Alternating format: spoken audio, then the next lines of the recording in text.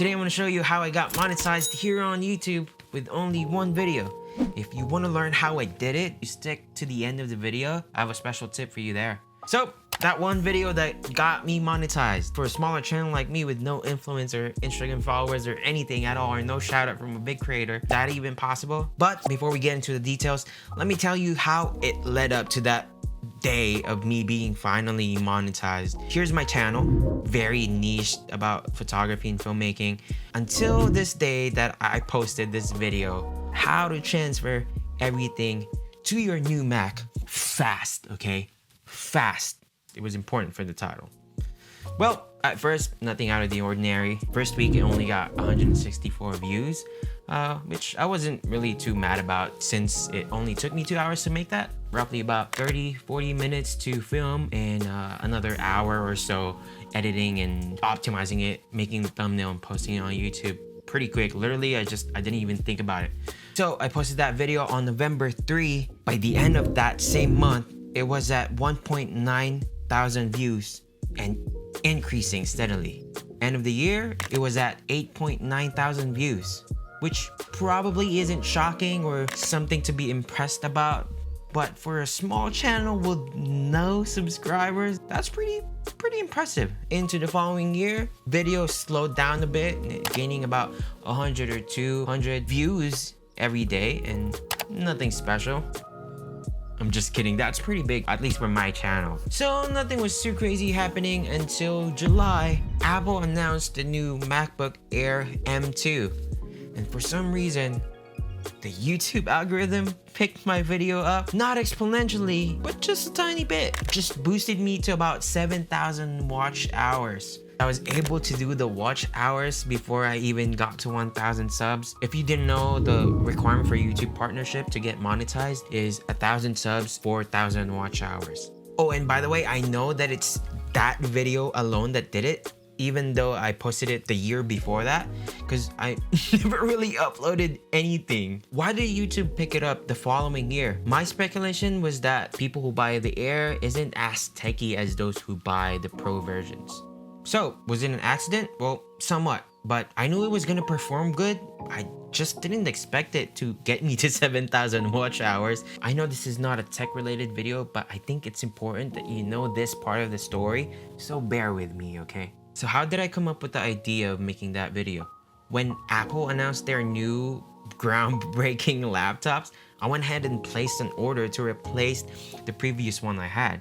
Naturally, I wanted the transition to be as seamless as possible to get all of my apps to the other and all my files and stuff that I was currently working on. I went to YouTube like any other person would and looked for tutorials on how to do it. Though it took me more time than it should have, I got it done. I was able to do it through the help of the tutorials, and I'm not bashing them, but some of them were outrageously outdated. Some of them took too long to get through the steps.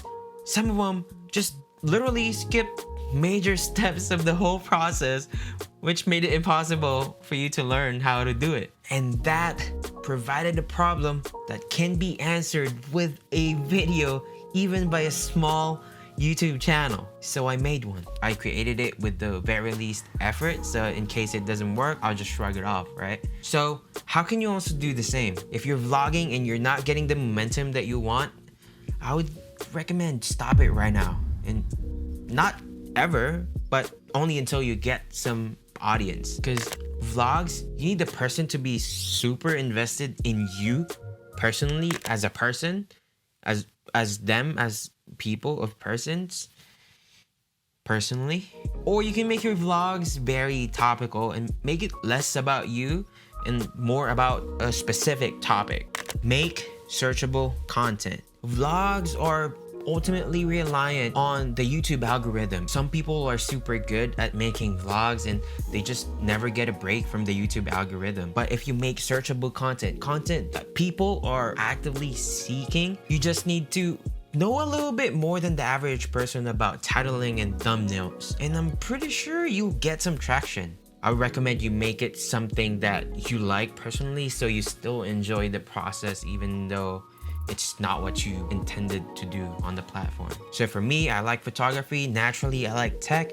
And so computers, Macs, so I made a tutorial on that. Niche products are great also because of its searchability, as everyone is just looking to consume, especially here in the US.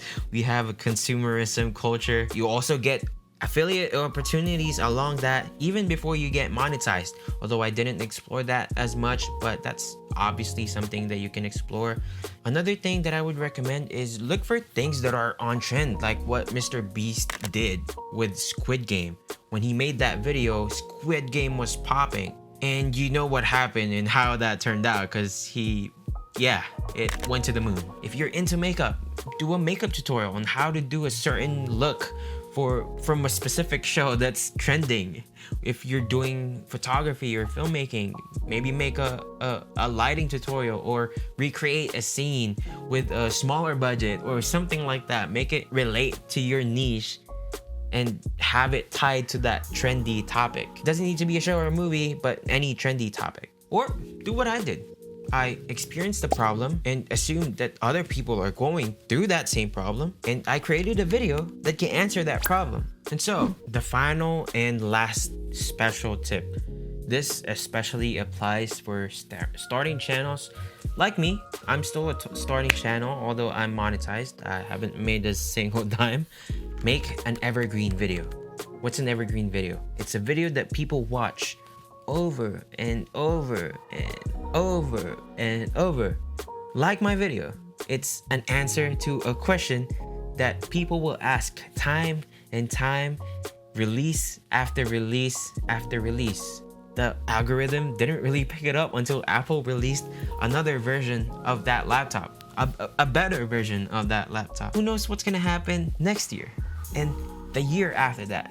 As long as Apple keeps that same process of migrating from the old Mac to the new one, that video is gonna answer the same question that people will have every time they get a new MacBook. So you're probably thinking, who are you? You're not an expert. But yeah, you're right. But all I know is, although it took over a year before I got monetized, it took me the least amount of work that I did on the channel, and it still got me to the point of monetization. And I believe it can happen to you too, if you put some effort into thinking before actually making the video. Sometimes we can get caught up with the gear that we use and the mics and the camera and the lens and the lighting, but we forget that content is still what drives. And Casey Neistat has that famous line, content is king. But don't get me wrong, I still do believe that quality of the video is important. Like, look, I took the time, maybe not as crazy, but because it's super dirty, but content still is always will be king.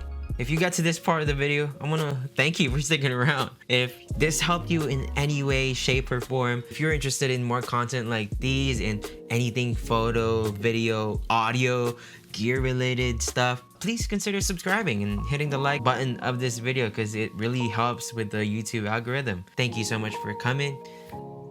Let's get better together. Peace. I'm so rusty, dude. It's been a year since I posted.